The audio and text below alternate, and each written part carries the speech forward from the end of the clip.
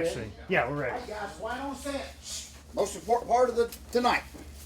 I knew something was going on. A little misunderstanding, but it actually worked out in my favor. Oh, I love that. See, it's after the weekend we had, nothing can phase you. oh yeah. When you look at walk on the moon. Yeah. Split an atom. Whatever you want to do, boy. And then you get Jim Lovell back. You know what I'm saying? Like, What the heck? Ed Harris, don't worry, I got you. I got you. I was so proud of you. I'll get Apollo 13 back. Yeah, that's exactly. If you was in charge of the Titanic, it would have never sunk, brother. I'm gonna just tell you that. Or it may have sunk, but you would have pulled one in right. We'd never even known it was missing. My lifeboat would have survived. I'm so proud of you, boy. Yeah, you'd have made sure before there was plenty of boats. Okay. I was very proud of you, boy.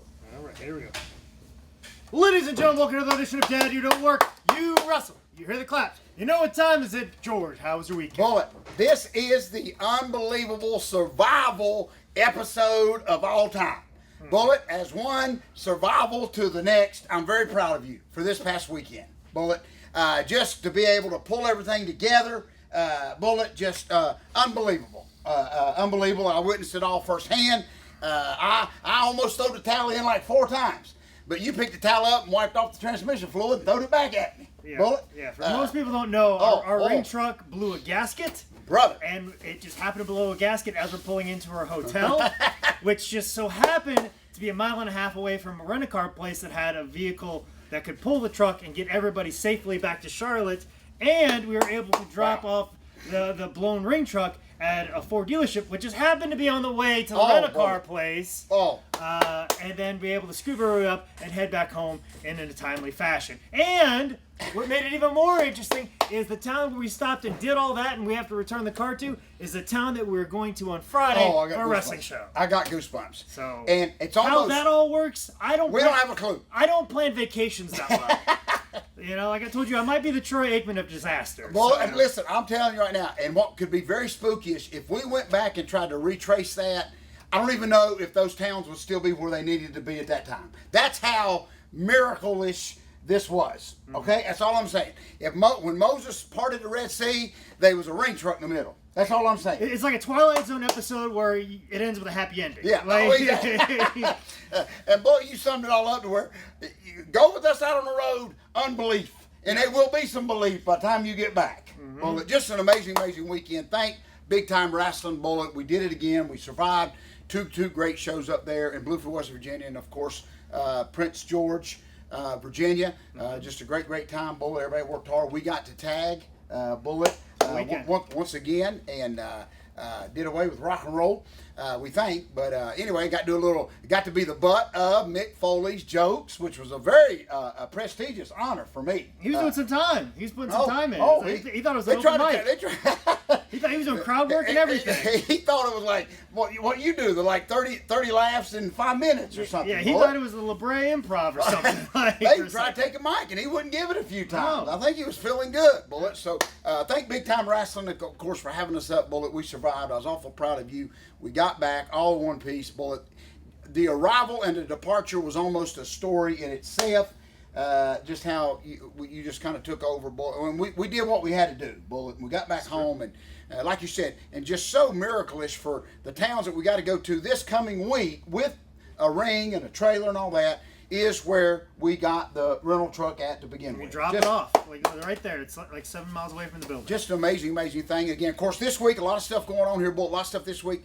For me personally, will be the huge Strawberry Festival. That's right in Fort Mill, South Carolina. Last year, over 25,000 people in the whole weekend come to eat strawberries. Just unbelievable. Anything they can stick. If you think WWE's marketing is pretty tough. Anything they stick strawberry on, they stick strawberry. They stick strawberry on blueberry and sell it as strawberry. That's how hot it is down there, Bullet. But anyway, and of course, finishing up Saturday night after the wrestling will be the Journey tribute band. What a special time, Bullet, to be taking the ring down in the moonlight. And you hear, of course, I said that last year and everybody thought I'd been drinking. But I did hear Journey over the intercom. It was the tribute band. So anyway, a lot going on, Bullet. So much going on. Before we continue, Bullet, I have searched far and wide. Everybody knows our famous set that a lot of thought and stuff was put into it. It's almost like the Batcave-ish of 1960s are set. And there's always been one thing missing to me personally. Everybody knows, Bullet, that one of the first things I compared us to was Sonny and Cher, just how they started off struggling like we're still struggling, just hoping to get a break. They got a break, made a lot of money, and then broke up. But not that we're going to break up. I'm talking before Sonny and Cherish, okay? Even before the kids, even before the TV special, okay? And I thought what would be cool, Bullet, is if one day I could locate not a copy of it, but the original Bullet, Sonny and Cher album. Now, my kids thought this was just a big tea coaster. They said, man, y'all had them big back in the day. But, Bullet, anyway, this is a very special moment for me as I'm going to present it to you, but also to our set. And after we go off today, we'll find a good place to sit this. Bullet. I'm going to turn around for everybody. Yes. This is the original. Now, this is not no copy. This is not black marketed. This ain't something that George South will sell on his gimmick table. Bullet, if you notice, and I know our fans can't see it, but there's actually a date here, 1965, Atlanta Recording Corporation. So this is pretty cool on the back. Here's me and Bullet. They give a little credit to the starting lineup here. This is the guy that does Cher's hair, the guy that works the music. Rough-looking crew, Bullet. Rough-looking crew. But this is where it all began, Bullet. Very Sonny and Cherish. Okay? Thank you very much. So it is my honor, Bullet, to present this to you. Okay? Long after I'm gone and I'm replaced, just like they did, not Kathy Lee. Anyway. Strahan. Strahan left the Today Show thing with the girl. What was that? They replaced Kelly Ripa. Kelly Ripa. So Strahan left, and they're gonna bring somebody else in. Because he was replacing Regis. Yes. And then Kelly replaced Kelly. So, not that that's ever gonna happen to us, but Bullet, this will live in infamy forever and ever, Bullet, and we will find a nice place so everybody can look at it every week. So this. I'm about done with this is what I've searched for, Bullet. Exactly. This original. It is for sale. I do want to put that plug in there. Anything on this set is actually for sale, especially my first pair of wrestling boots, which is out of the frame and it's above your head. I love that, Bullet. My first pair of wrestling boots are up there. But anyway, a lot of stuff going on. Very sentimental moment for me to find that, Bullet. Still intact. Even got the sleeve that the record went in back in the day. It is not a tea coaster. It is an album.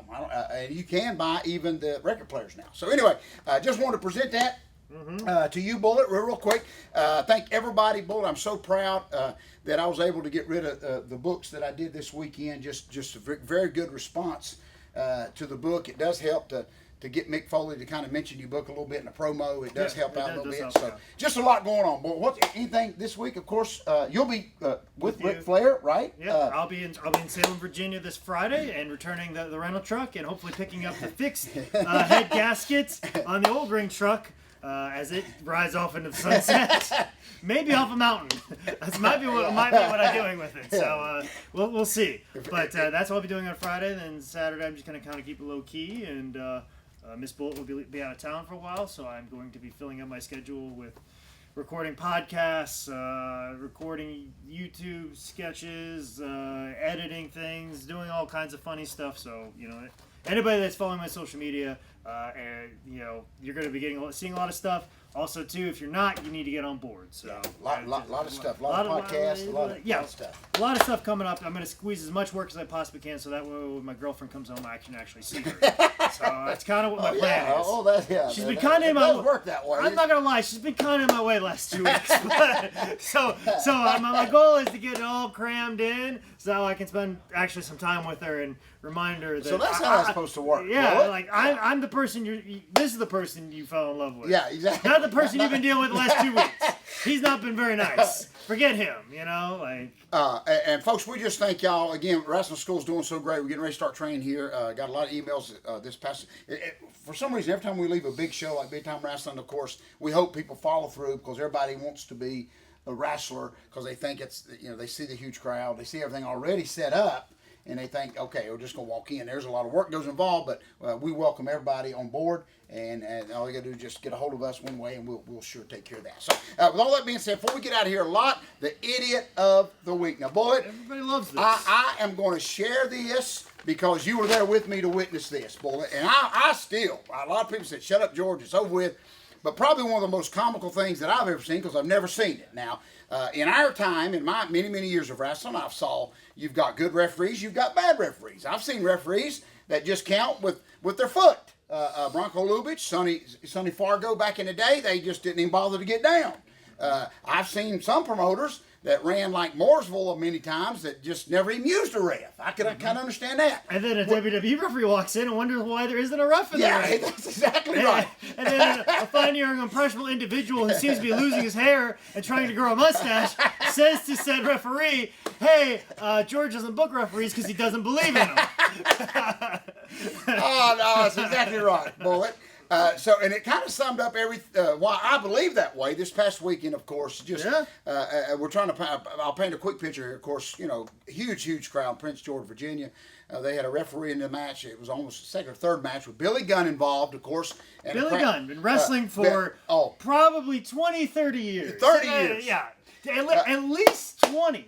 Exactly. Because it's 96. That's exactly right. Put that into perspective. At least that's right. 20 years. One of the most famous finishes in all of wrestling. Even if you don't know wrestling, you know what Billy Gunn's finish is. And yeah, of course, that's true. He's been doing the famous since like 97. That's exactly right. Almost 20 years he has doing the finish. He has done this move. And this particular night, it was early into the show, so the people were real excited, Bullet. I mean, they wasn't burnt out yet. They haven't seen, 15 of these finishes yet. They had a great little match, 15 maybe. Him and Phil Brown. That's exactly right. Yes, Phil Brown was involved. Great match, back and forth. It's time to end this thing. So, folks, listen to me right now. Billy Gunn hits his famous finisher. Everybody, me included, we all stood up, we're clapping. Fans are going, 1, 2. And when they hit 3, I'm glad they did, because the ref didn't.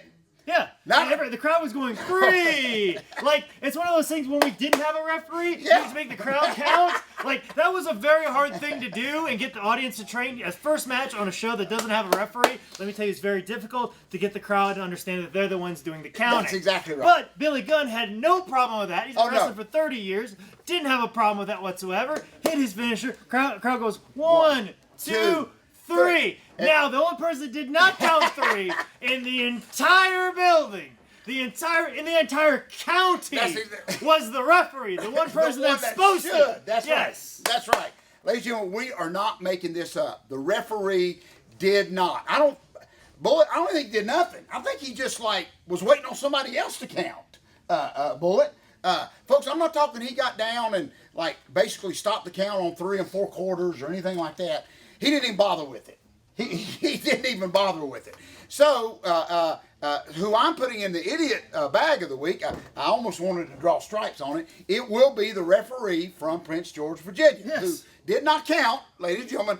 And, of course, my hat's off to Billy Gunn, because the little interview that Billy Gunn cut on him a little bit after was kind of comical for us. I think Billy Not as comical as the one he cut on the back. No, I missed that. I missed that. I love how and he even said it best. He goes, listen, I've been doing this for a very long time. I don't put my body on the line and have somebody just mess it up like that.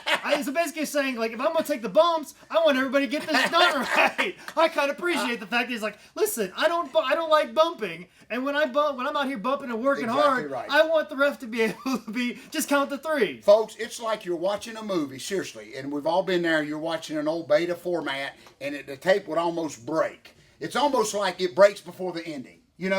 Or one of your friends smarten you up to the ending of a movie before. I mean, it was kind of along that line. The ref did not count 3.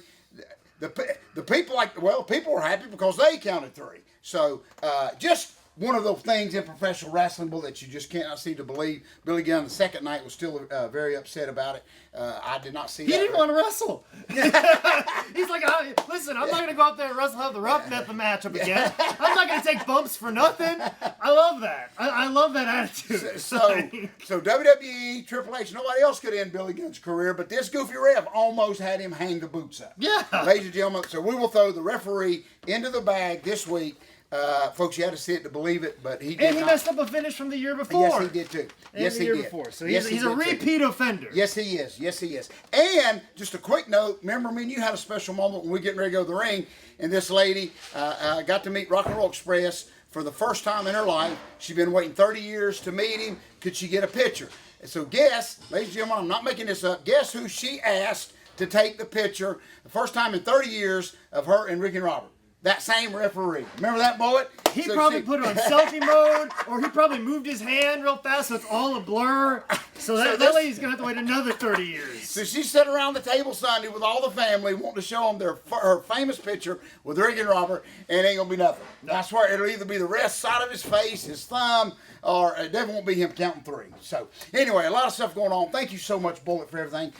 We will present the album here in just a little bit, Bullet, but the ref just enforces what I have said. That's why we don't even use a ref. Yeah. So, but what we will do, folks, we will count 3 if you buy 3 of them, and that is the second greatest book of all time. Not the third greatest book of all time, but that might also be available at highspots.com. Like I said, I got a lot of cool stuff coming up I want to let you guys know about. I'm going to be posting a lot of stuff on social media. So make sure you follow me on social media at ManScoutManning on Twitter and at ManScoutManning on Instagram. This has been another edition of Dad, You Don't Work, You Wrestle. Yeah, good show, boy. Thank you, buddy.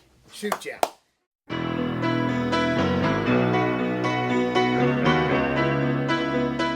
I know if I just throw it out there, you'll reel it in, boy, okay? You'll fix it for me, okay? Oh. Boy, can I find a place? I don't want to mix nothing. We'll figure it out. We need it. I put a lot of thought into this. If we got to tape it right here, we'll tape it right there. We do that, boy. Right here's good for now. Yeah, right there's good for now. That'll remind me to Oh, that's very John Wayne-ish when his holster's over the seat when he ain't making the movie, Bullet.